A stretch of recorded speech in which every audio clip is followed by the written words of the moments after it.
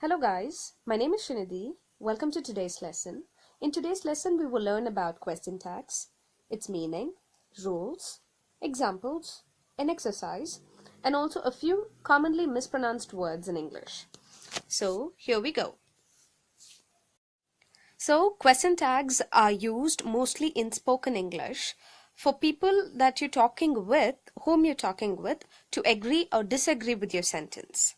So it also helps you to keep the conversation going. For example, if I say, you like the blue dress, don't you? So the response would be, yes, I like the blue dress, or no, I don't like the blue dress.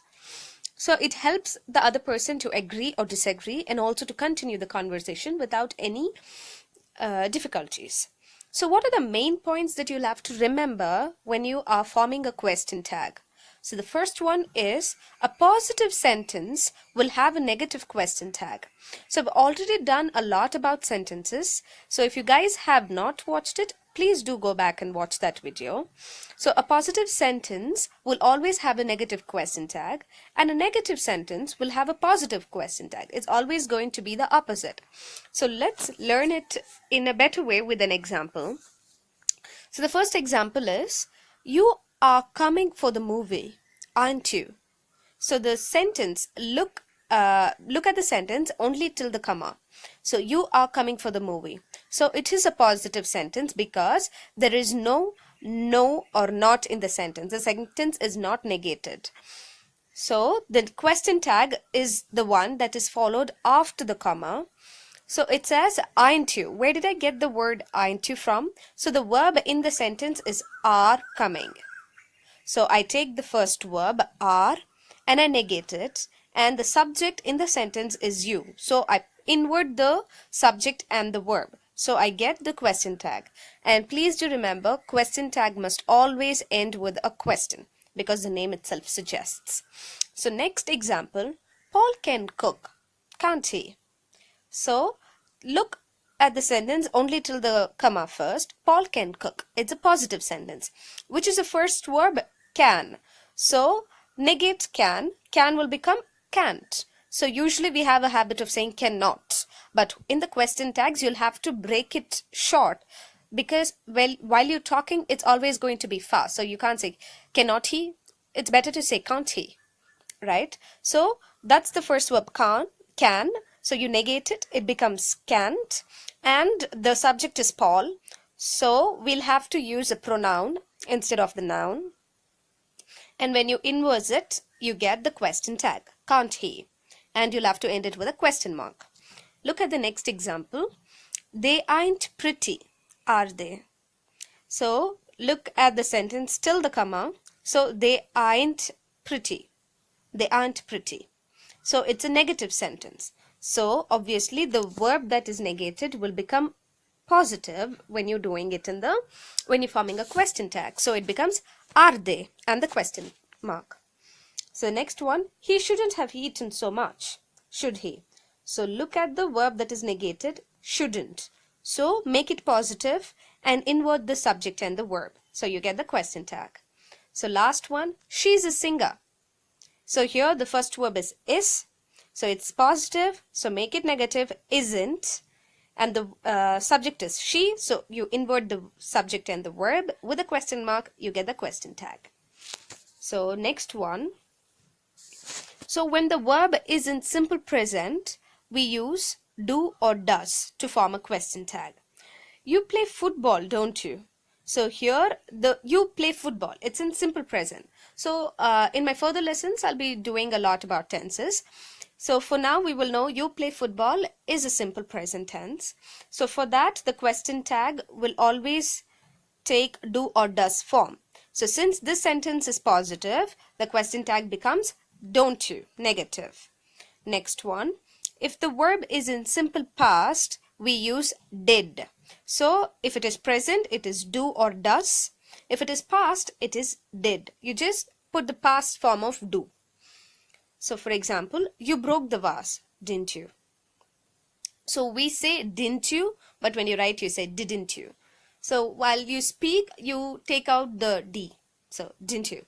That's how it goes. So there are a few exceptions. I am, that's an exception. So I'm smart, ain't I? So you are using a singular verb. I am, you are, that's how the conjugation goes. But when it is I am, when you're using a question tag, you use a plural one. So sorry, the second person one. So it is ain't I.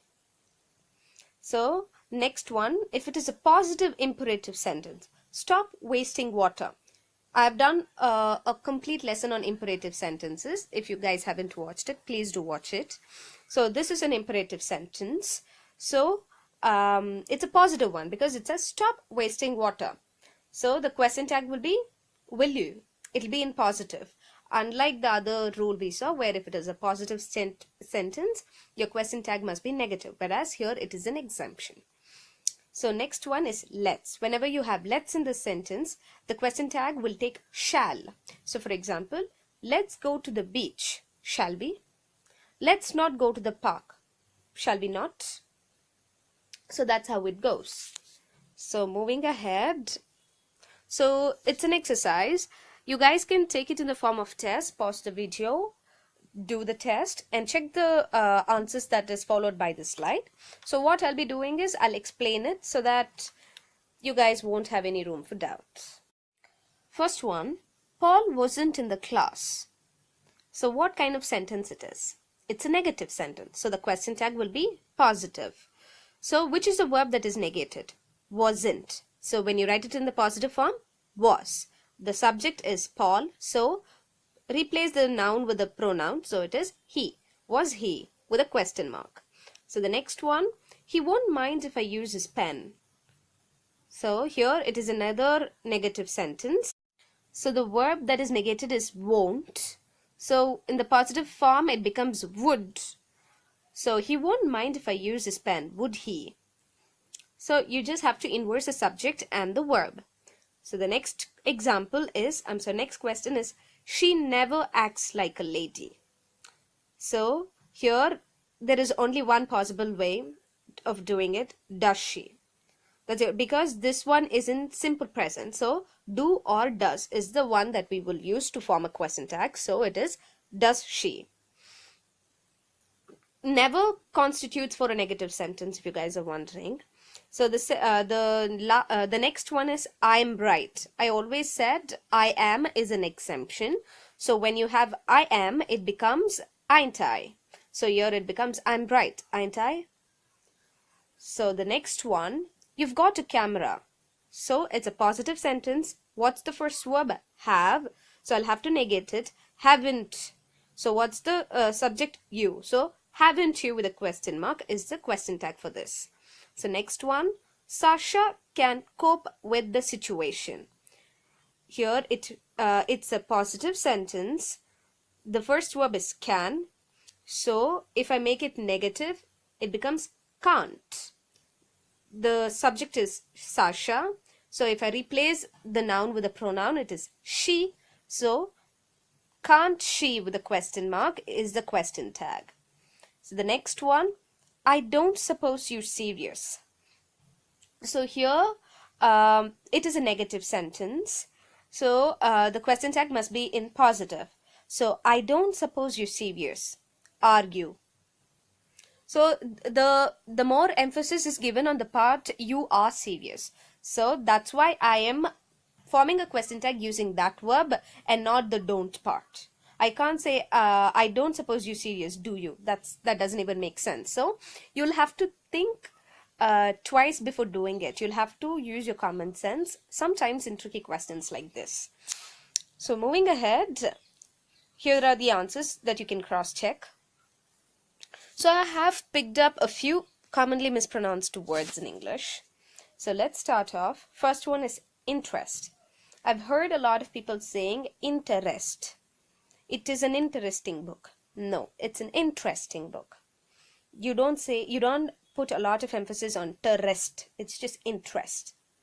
Second one, chocolate.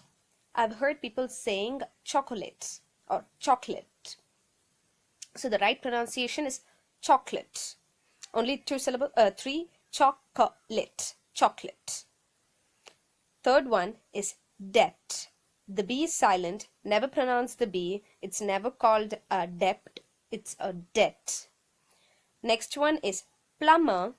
Again, B is silent. So you won't say plumber. You'll say plumber. Next one is, we have learned in school saying Europe. No, it's Europe. Europe is a continent. Europe, not Europe. Next one is Abraham Lincoln. We often say it as Abraham Lincoln. No, it's Abraham Lincoln. Sorry, the spelling is H-I-M. I've written A-M. The last one is receipt. P is silent, but I've heard a lot of people saying, did you collect the receipt? No, it's not receipt, it is receipt. So that's it for today. So in my further videos, I'll be talking about tenses. So please do watch them if you have the time. Thank you for the patience. See you guys. Bye-bye.